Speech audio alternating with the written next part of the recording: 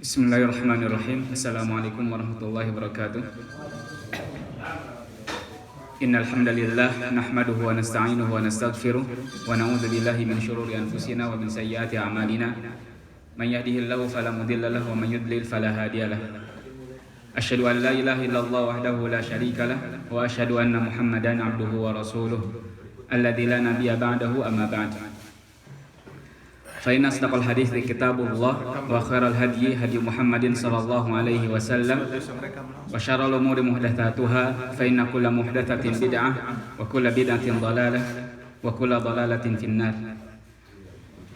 Ikhwah dan akhwat yang dirahmati Allah Subhanahu wa taala, alhamdulillah kita dapat berkumpul kembali di tempat yang insyaallah dimuliakan oleh Allah Subhanahu wa taala ini, tentu dalam rangka menuntut ilmu sebagaimana tadi telah dijelaskan oleh Pak Hakim ya, bagaimana fadilah tentang kita pergi ke majlis ta'lim, kemudian di sana ada doa dari para malaikat ya, dinaungi rahmat dan seterusnya, dan juga kita dianggap bahwasanya dengan datanya kita ke majlis ta'lim adalah bagian dari jihad fi sabilillah.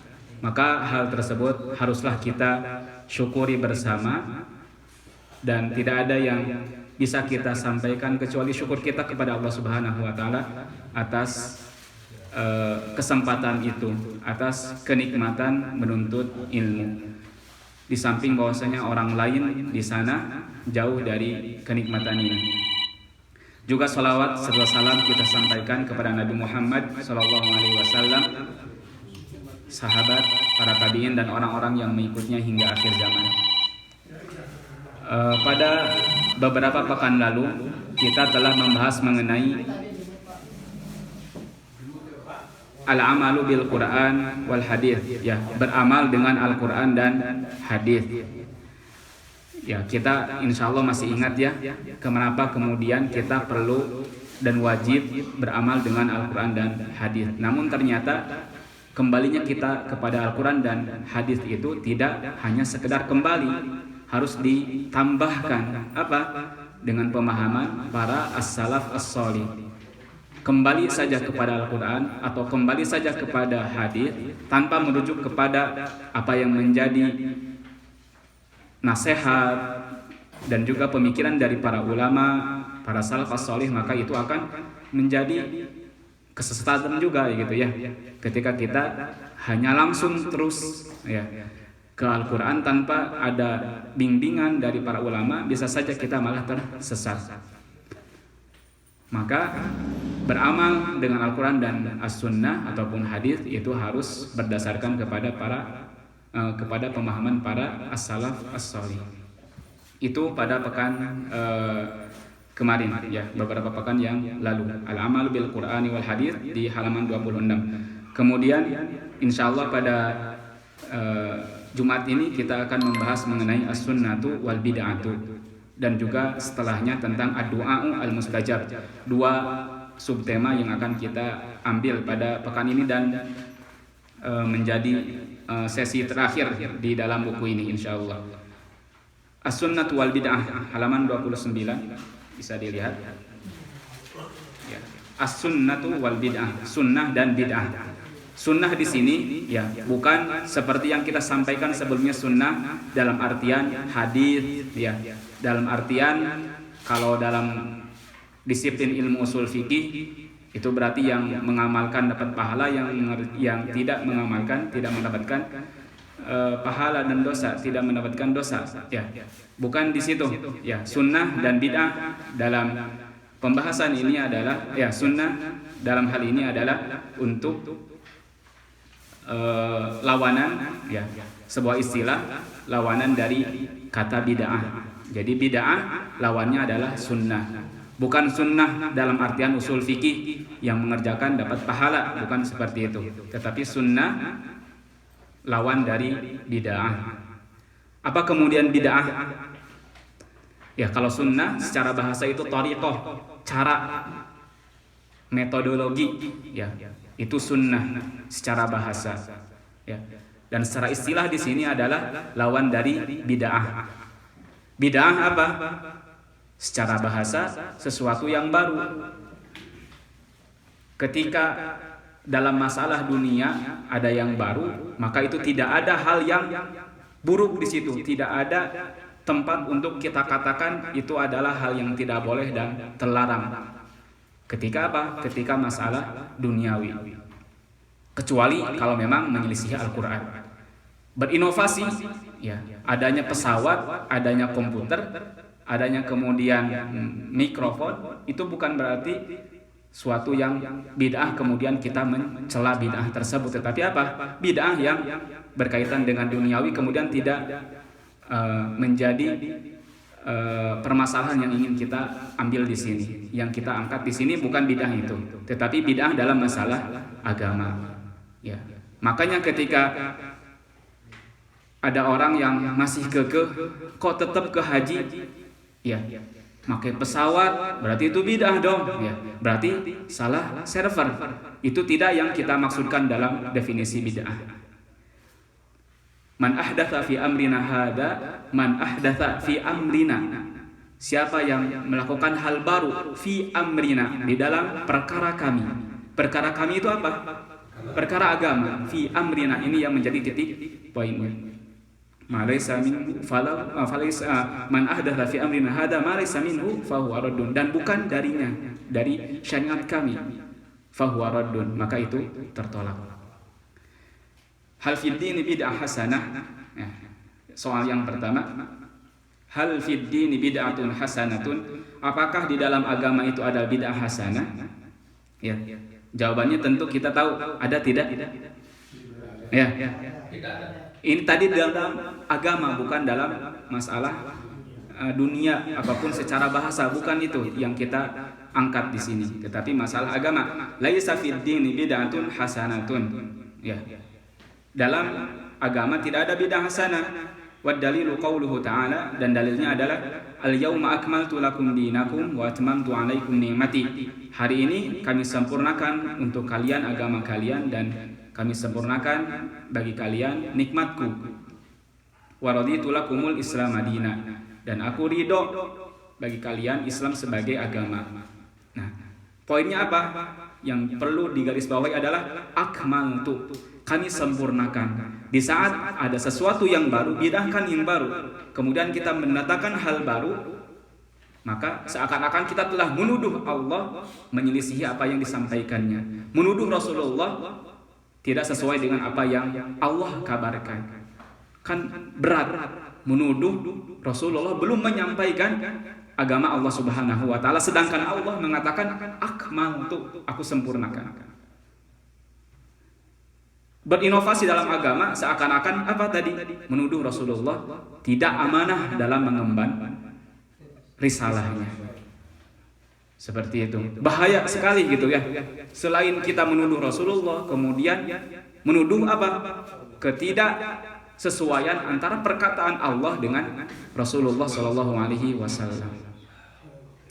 Kemudian Rasulullah sallallahu alaihi wasallam bersabda, "Wa kullu bid'atin dhalalah wa kullu dhalalatin finnar." Setiap bid'ah itu sesat dan segala yang sesat itu ada di neraka. Maka di sini kita camkan tidak ada bid'ah hasanah. Yang ada apa? Sunnah hasanah. Yang mereka katakan bid'ah hasanah itu bukan bid'ah hasanah, tetapi apa? Sunnah hasanah. Sunnah hasanah itu seperti apa? Misalnya hari ini di Turki gempa, banyak berjatuhan korban. Sunnah hasanahnya apa? Sedekah. Di kajian di Majelis Ta'lim Al-Hidayah tidak ada yang memberi bantuan, misalnya tiba-tiba ya Abu Ilham nih saya kasih, dimulai dari Abu Ilham 1.000 real. Nah, ini menjadi sunnah hasanah untuk semuanya. Oh, mengikuti semuanya, dan itu menjadi sunnah. Ketika belum ada yang melakukan, dan orang yang melakukan pertama itulah yang membuat sunnah. Ataupun misalnya sesuatu yang sudah mati, syariat Islam yang tidak terdengar, kemudian ada satu orang yang mempelopori. Nah, itu disebut sunnah hasanah. Misalnya sholat berjamaah ketika tarawih, Rasulullah zaman dulu pertama berjamaah, namun ternyata takut diwajibkan atas umat Islam, akhirnya tidak berjamaah. Sampai zaman Abu Bakar tidak ada sholat berjamaah tarawih. Muncullah Umar bin Khattab, kemudian melihat kayaknya perlu untuk menghidupkan kembali sunnah sholat berjamaah tarawih. Nah, ini berarti apa? Menghidupkan kembali sunnah. Apakah bid'ah? Bukan bid'ah, tetapi sunnah yang sudah berjalan berdasarkan Al-Quran dan sunnah dikembalikan ataupun dimakmurkan kembali. Insya Allah difahami ya. Karena sering sekali kita dibenturkan antara istilah sunnah hasanah dengan bid'ah hasanah katanya. Padahal bid'ah, kata Rasulullah ini jelas, kullu bid'atin dhalalah. Kalau misalnya ada bid'ah yang hasanah, berarti di neraka ada yang hasanah dong. Di neraka berarti kullu bid'atin dhalalah wa kullu dhalalatin finnar. Kalau ba'd berarti ada sebagian yang dhalalah di mana? Ya, di surga. Ya, tidak seperti itu. Insyaallah ini sudah difahami betul ya, harus menjadi prinsip dasar ketika ada orang-orang yang masih belum paham tetapi seakan-akan mereka berpikir kritis ya. Padahal tidak kritis, cuma apa?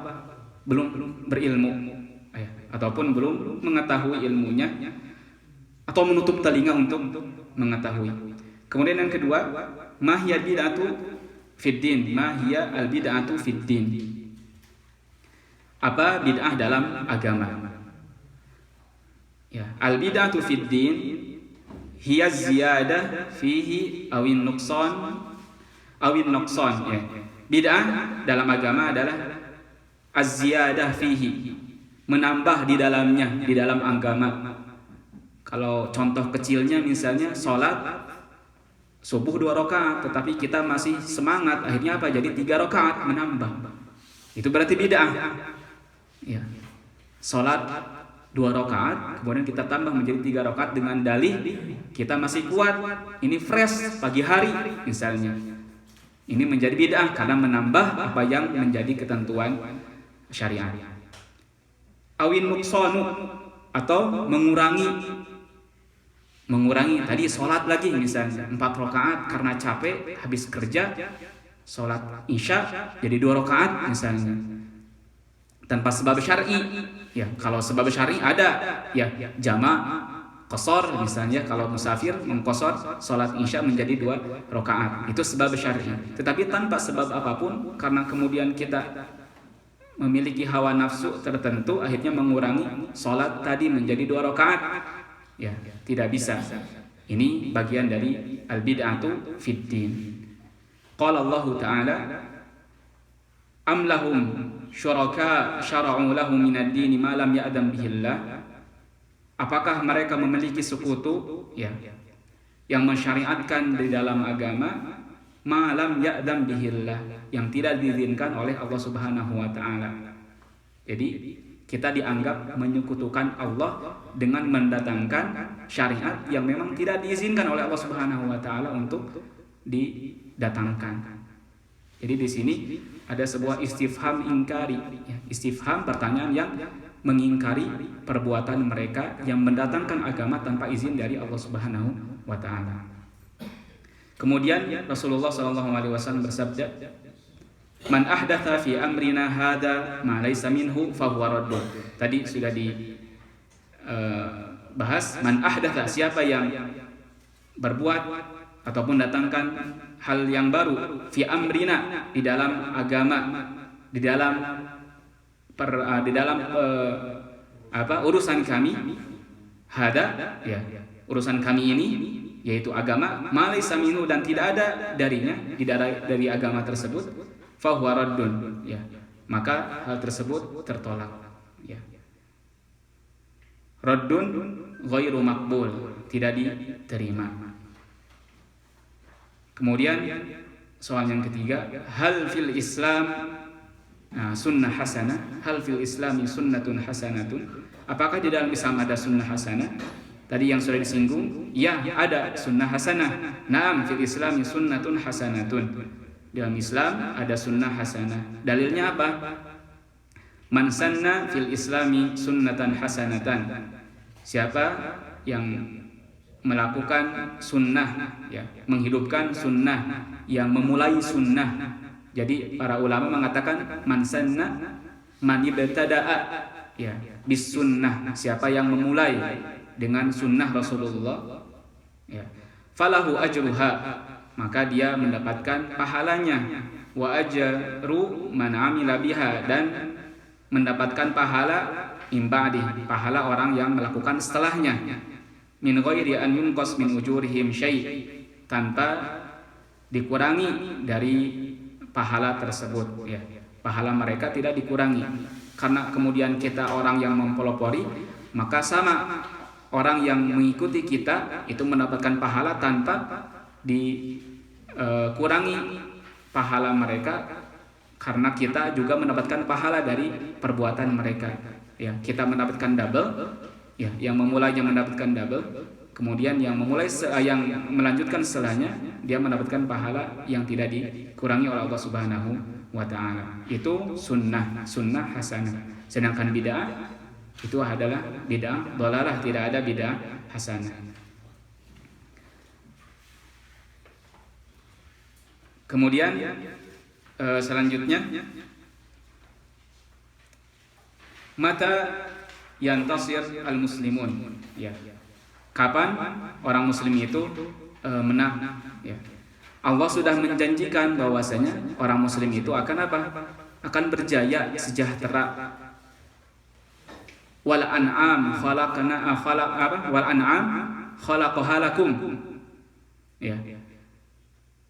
Semua binatang ternak itu diciptakan untuk kamu, untuk kalian, wahai kaum muslimin. Tetapi sekarang yang terkenal sapi mana? Australia. Orang Islam di mananya? Ya, terkadang kita terlihat miskin, ya. Yang salahnya siapa? Padahal Allah sudah menjanjikan, wa in tasbiru wa tattaqu la yadurrukum kaiduhum syai'a. Jika kalian sabar dan bertakwa, la yadurrukum kaiduhum syai'a, maka segala tipu daya mereka, siasat mereka itu tidak akan pernah membuat kalian itu bahaya, tidak akan membahayakan kalian, segala tipu daya mereka, segala makar mereka. Kata Allah seperti itu. Tetapi kita, ya, yang masalahnya di siapa? Ya.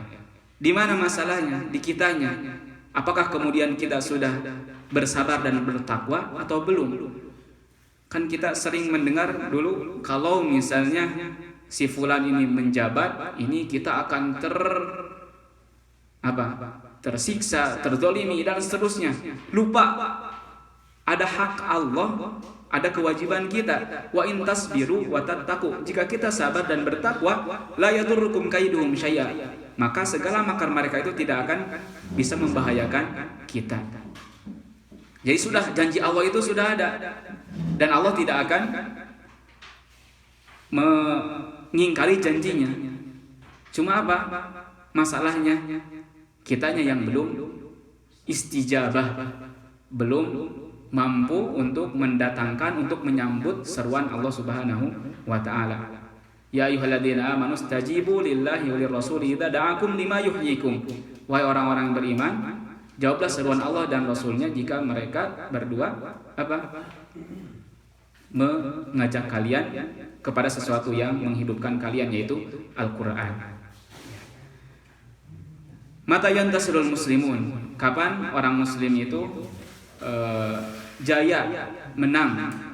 Yantasirul muslimun idza raja'u ila tatbiqi kitabi rabbihim. Orang muslim itu akan jaya, akan menang, idza raja'u, jika kembali, ila tatbiqi kitabi rabbihim, kembali menerapkan, ya, Al-Quran, kitab yang diturunkan oleh Allah Subhanahu wa taala, kembali kepada Al-Quran, mempraktekkan apa yang ada di dalam Al-Quran. Wa sunnati nabiyihim, dan juga sunnah nabi mereka sallallahu alaihi wasallam. Jadi untuk bagaimana kita bisa menang, jaya, itu kembali kepada Al-Quran dan As-Sunnah. Wa akhadhu binashrit tauhid, dan juga mengambil, ya, bagian untuk menyebarkan tauhid.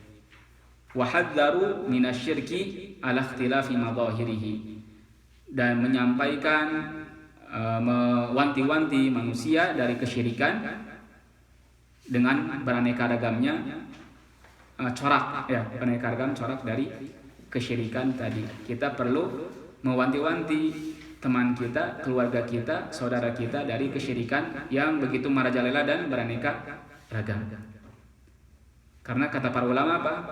Bid'ah itu lebih bahaya daripada kemaksiatan. Kemaksiatan kita sadar bahwasanya itu adalah hal yang tidak boleh, dilarang. Sadari, ya, itu kita sadari itu. Namun ternyata ketika bid'ah, maka kita menganggapnya itu adalah sebuah ibadah dan bisa terus sampai akhir hayat tanpa ada pertaubatan, karena kita menyangka bahwasanya itu adalah sesuatu yang diperbolehkan dan baik. Bukan berarti kemudian kita lebih baik bermaksiat daripada melakukan bid'ah, ya. Tidak, karena maksiat juga sama, ya, tidak boleh, ya. Ini bukan untuk mengatakan lebih baik bermaksiat daripada berbid'ah, ya. Seperti itu. Kemudian wa'iddu li'a'daihim mastata'u min quwwah, dan juga kita mempersiapkan untuk menghadapi musuh, ya, dari kekuatan-kekuatan kita, menyiapkan kekuatan untuk menghadapi musuh. Wa'iddu li'a'daihim mastata'u min quwwah, apa yang bisa kita siapkan yang menjadi kekuatan kita, ya, untuk menjunjung tinggi Islam dan tauhid, itu harus diupayakan.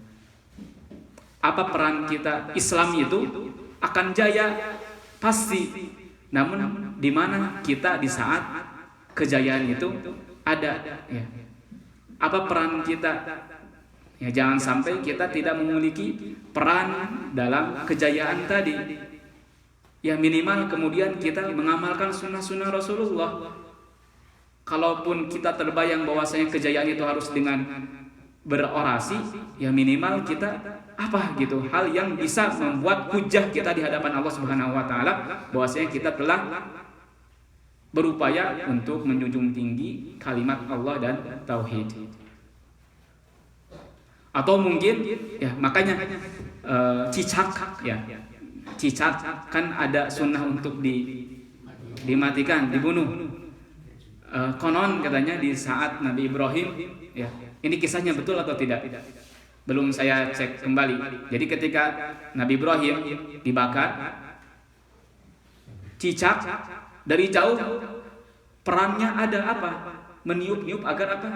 Api itu menjadi membesar, padahal perannya tidak mungkin besar dan mungkin tidak berpengaruh. Tiupan dia tidak akan berpengaruh. Tetapi apa? Main dia, kecondongan dia untuk membantu api itu agar membesar, itu menjadi apa? Menjadi hal yang membuat dia itu tercela di situ. Ya, Allahu a'lam kisahnya betul atau tidak, tetapi kita bisa mengambil faidah di saat kita, ya, ingin memiliki peran dalam agama, maka coba kita ambil peran tadi. Misalnya dengan HP ini, kemudian kita bisa nge-share ilmu-ilmu dari para asatir. Ya, itu kan peran kita, walaupun kita tidak bisa untuk berpidato, memiliki kapasitas ilmu yang minim, maka setidaknya kita bisa menyebarkan kebaikan tadi. Kalaupun misalnya kita belum bisa mengamalkan kebaikan yang disampaikan oleh ustadz tadi, ya itu tidak masalah, ya.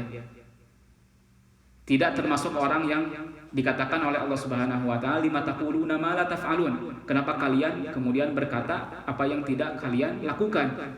Tidak termasuk itu, karena insya Allah kita dalam hati ingin mengerjakan. Tetapi ketika kita dalam hatinya memang tidak mau mengerjakan dan hanya sekedar ingin nge-share tanpa ada rasa ingin mengerjakan, maka itu yang kemudian dicela oleh Allah Subhanahu wa taala. Namun di saat kita belum melakukan dan nge-share ilmu, ya, nge-share dakwah, tetapi dengan harapan kita pun melakukan, maka itu tidak termasuk orang yang tercela. Dalilnya apa? Qala Allah Ta'ala, ya ayyuhalladzina amanu, ya, dalil bahwasanya dengan kembali kepada Al-Qur'an dan Sunnah, kemudian wanti-wanti manusia agar terjauh dari kesyirikan, kemudian kita berdakwah akan tauhid. Ya ayyuhalladzina amanu in tansurullaha yansurkum wa yutsabbit aqdamakum. Wahai orang-orang beriman, jika kalian menolong Allah, maka Allah akan menolong kalian. Menolong Allah itu seperti apa? Ya, menolong Allah dengan mempraktekkan, mengerjakan apa yang menjadi seruan Allah Subhanahu wa taala. Wa yutsabbit aqdamakum, dan Allah akan menetapkan, mengokohkan kaki-kaki kalian. Maksudnya apa? Ini kan ayat tentang peperangan, maka Allah akan menghilangkan ketakutan kalian di saat berhadapan dengan lawan. Ada juga sebagian ulama tafsir mengatakan wa yutsabbit aqdamakum, akan mengokohkan kaki kalian adalah apa? Mengokohkan di dalam agama. Di saat kita menolong Allah, maka Allah akan kokohkan kita dalam beragama. Ya, wa yutsabbit aqdamakum. Wa qala aidan, dan juga Allah Subhanahu wa taala berfirman juga di dalam ayat lain, la yansurannallahu may yansurukum. Ya, Allah, ya, sungguh Allah akan menolong kalian. Ya, tidak disebutkan di sini. Sama seperti tadi, intan surullah yansurkum. Jika kalian menolong Allah, maka Allah akan tolong kalian. La yansurannallahu may yansuruh. Ya, Allah akan menolong orang yang menolongnya. Ya. Kemudian waqala aidan wa'adallahu alladziina aamanu minkum wa 'amilus shalihat. Allah berjanji untuk orang-orang yang beriman dari kalian, wa 'amilus shalihat, dan orang-orang yang beramal salih, la yastakhlifannahum fil ardi, akan menjadikan mereka itu sebagai khalifah, sebagai orang yang berkuasa di bumi. Kama stakhlafal ladzina min qablihim, sebagaimana orang-orang sebelum mereka itu berkuasa. Jadi orang yang beriman dan beramal soleh, Allah akan berikan dia kekuasaan di dunia sebagaimana orang-orang sebelum mereka diberikan kekuasaan. Ya. Wala yumakkinanna lahum dinahum, wala yumakkinanna lahum dinahum, dan Allah akan teguhkan agama mereka, alladzi tadallahum, yang diridhoi untuk mereka. Wala yubaddilannahum min ba'di khaufihim amna, dan Allah akan ganti rasa takut mereka dengan keamanan. Ya'budunani la yusyrikuna bi syai'a, yaitu mereka orang-orang yang beribadah kepadaku dan tidak menyekutukanku dengan sesuatu apapun. Jadi ini poinnya, ya'budunani, mereka beribadah dan tidak melakukan syirik. Apa balasannya? Allah akan menjadikan kalian berkuasa di bumi ini. Ya. Tapi sekarang yang berkuasa siapa? Yang berkuasa orang-orang kafir. Makanya di halaman 31, doa al-mustajab, doa yang diijabah, itu ketika Allah mengatakan, wa idza sa'alaka 'ibadi 'anni fa inni qarib ujibu da'watad da'i idza da'an falyastajibu li wal yu'minu bi la'allahum yarshudun. Apabila hambaku bertanya kepadamu tentangku, fa inni qarib, aku itu dekat, ujibu da'watad da'i, aku akan menjawab orang yang doa kepadaku, idza da'an, apabila berdoa kepadaku, falyastajibu li. Jadi Allah itu dekat dan Allah akan menjawab doa kalian. Apa syaratnya? Fal yastajibu li wal yu'minu bi. Ya, jadi syaratnya adalah apa? Fal yastajibu li wal yu'minu bi. Jawablah seruan-seruanku dan beribadah dan berimanlah sebaik-baiknya keimanan kepadaku. Jadi dua syarat ini yang sering kita lalaikan. Allah akan menjawab, Allah akan menolong, Allah akan membuat kita jaya, Allah akan meninggikan agama, meninggikan kalian. Itu apa syaratnya tadi? Fal yastajibu li wal yu'minu bi. Jawablah seruan-seruanku dan berimanlah kepadaku. Terkadang kita percaya Allah itu akan menjawab doa kita, namun ternyata ada yang kurang dari diri kita. Kita belum sepenuhnya beriman kepada Allah Subhanahu wa taala dan konsekuensi dari keimanan. Maka tadi ketika kita belum melihat adanya kekuasaan ada di tubuh kaum muslimin, maka itu yang harus kita koreksi ya. Di saat Allah katakan la yastakhlifannahum fil ardi, Allah akan membuat mereka itu berkuasa di bumi. Maka apa tadi kekurangannya? Belum beriman, belum beramal soleh ya, belum beriman dan beramal soleh dengan sebenar-benarnya. Maka jauhi apa tadi? Kebidahan. Terakhir halaman 31 ad-du'a al-mustajab ya. Doa itu pasti diijabah. Tadi dengan syarat dua tadi, fal yastajibuli dalam surat Al-Baqarah, fal yastajibuli wal yu'minu bi. Itulah dua syarat diijabahnya doa kita. Ini salah satu contoh bagaimana agar doa kita itu diijabah oleh Allah Subhanahu wa taala. Allahumma inni abduka. Ya Allah, aku adalah hambamu. Ini bisa dihafal ya. Wabnu abdika, dan anak dari hambamu. Wabnu amatika, ya, dan anak dari hamba perempuanmu. Ini adalah tauhid, ibadah, menunjukkan ubudiyah kita kepada Allah Subhanahu wa taala. Keyakinan bahwasanya Allah lah zat yang berhak diibadahi. Di tiga kata ini ya. Allahumma inni abduka wabnu abdika wabnu amatika. Nasiyati biyadika, ubun-ubunku di tanganmu. Ya, maksud ubun-ubunku di tanganmu apa? Di sini nasiyati biyadika, ubun-ubunku di tanganmu. Artinya kita apa? Dituntut untuk mengikuti Allah dan Rasulnya.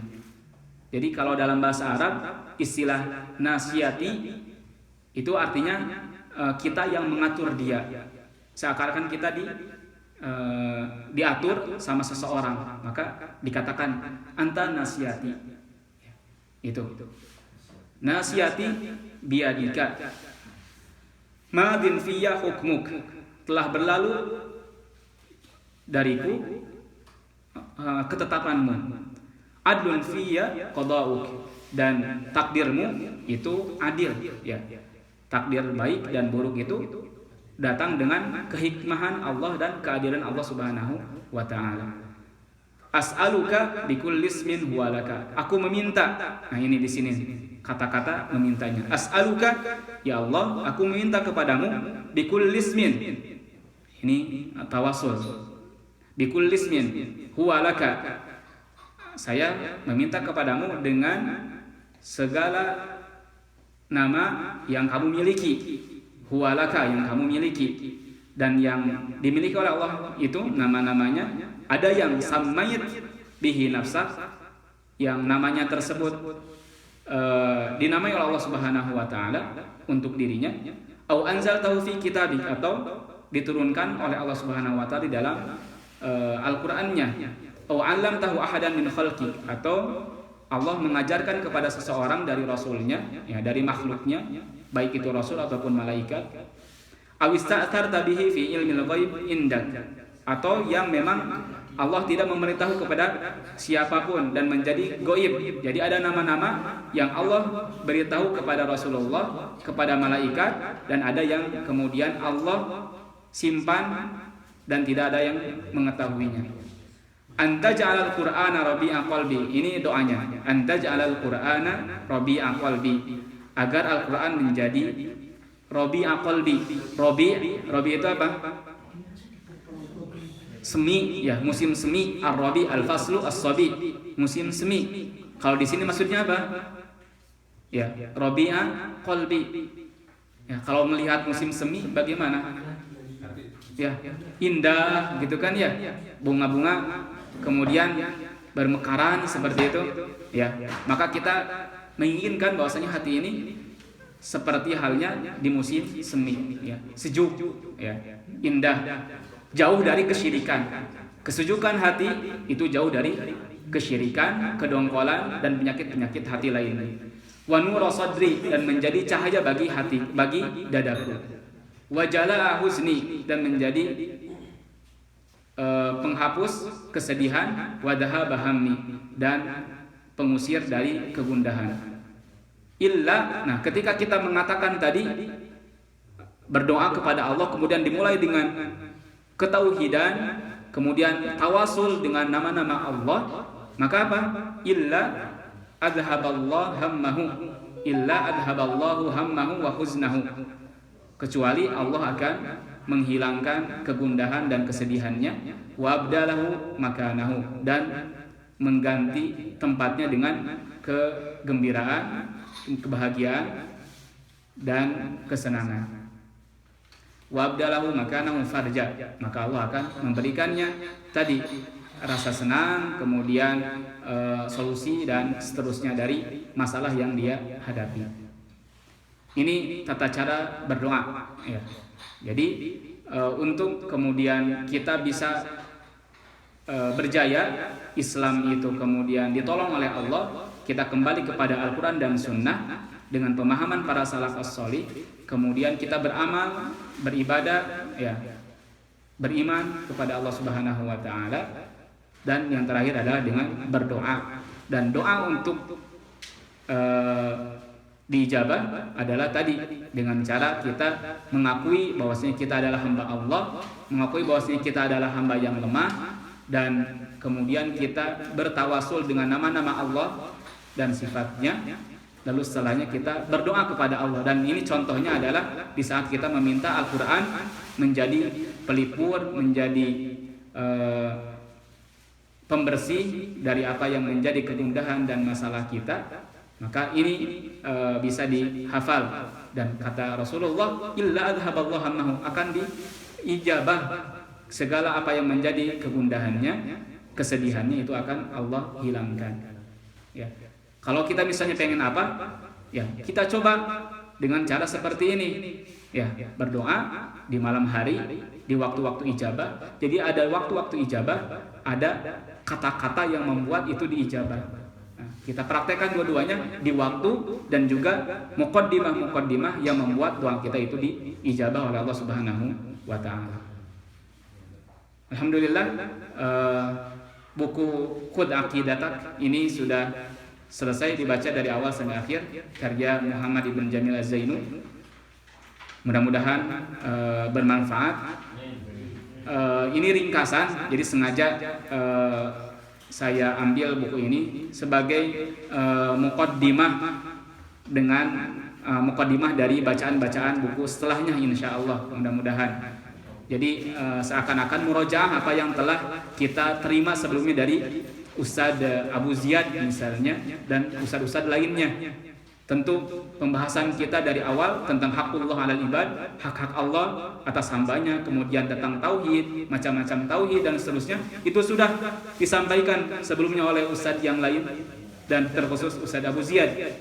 Makanya saya mencoba ingin merefresh kembali dan memurojaah agar kemudian tidak hilang apa yang menjadi kebaikan yang dibawa oleh beliau.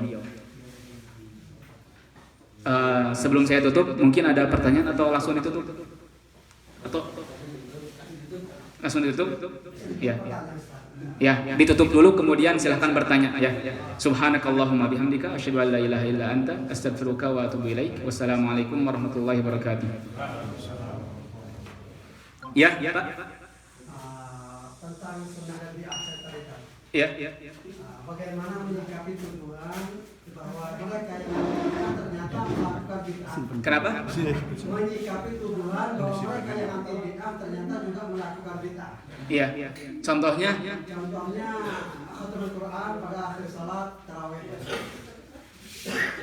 Iya. Ini saya juga bingung. Jadi kan poinnya, manusia itu tidak luput dari keburukan, kesalahan, tidak ada yang maksum. Ya, ini di luar dari kasus tadi, kasus misalnya melakukan khatmul Quran, doa di dalam sholat tarawih. Ya, di luar kasus ini. Jadi kita harus pahami, ya, manusia tidak luput dari kesalahan. Yang membedakan, kalaulah memang betul terjerumus ke dalam kebid'ahan, yang membedakan ya antara orang A yang memang tadi terjerumus karena kesalahannya dengan orang yang B, apa coba kira-kira? Perbedaan dari prinsip pertama. Prinsip orang ini memang ingin memerangi kebid'ahan. ingin jauh dari kemaksiatan. Kalau ini sudah jelas ilmunya, namun kemudian dia tidak mau, bahkan berprinsip bahwasanya bidah itu nggak ada yang hasanah. Ini kan prinsipnya berbeda. Dia berprinsip bahwasanya bidah itu dolalah, ini berprinsip bidah itu hasanah. Sedangkan terjatuh ke dalam kebidahan yang dia sangka itu bukan bidah, itu berbeda hukumnya. Ditangkap tidak? Prinsip pertama, orang yang menuduh tadi memang dia mengatakan bidah itu ada yang hasanah. Ini ada kesalahan fatal. Kalau ini tidak. Dia tidak mengatakan bidah ini adalah bidah hasanah. Bidah ya semuanya dolalah. Sedangkan terjerumus ke dalam kebidahan ataupun kesalahan ataupun kemaksiatan itu hal manusiawi, karena dia ketidaktahuan misalnya kemudian terjerumus. Akhirnya seharusnya dia apa? Mencari ilmu lagi kemudian agar tidak ya. Cuman masalahnya dibela. Nah, sekarang enggak. Sekarang jauh dari itu dulu. Kita ini satukan persepsi dulu. Ini kan beda prinsip. Kemudian sekarang terjatuhlah. Apakah memang benar ini adalah sebuah bidah atau tidak? Nah, sekarang kita lihat bidah atau tidak. Kalau memang sudah benar-benar itu adalah bidah, maka harus dijauhi. Itulah ilmu yang membedakan. Di saat dia tetap melakukannya walaupun itu sudah jelas bidah, maka dia terjatuh ke dalam kebidahan. Jadi bedakan prinsip, kemudian di saat itu jelas sebuah kebidahan dan tetap melakukan kebidahan, maka dia harus disadarkan. Tapi sedangkan kasus tadi apakah benar-benar itu ada bidah atau tidak? Nah, itu harus dibahas kembali. Nah, ini masalahnya orang yang berkata bahwa itu semua bidah itu sesat, Yeah. tidak ada bidah hasanah, dia berprinsip seperti itu. Iya. Tapi begitu dia ditanyakan tentang amalan yang bidah tadi, Enggak, amalan yang bidah tadi apakah benar-benar bidah atau tidak?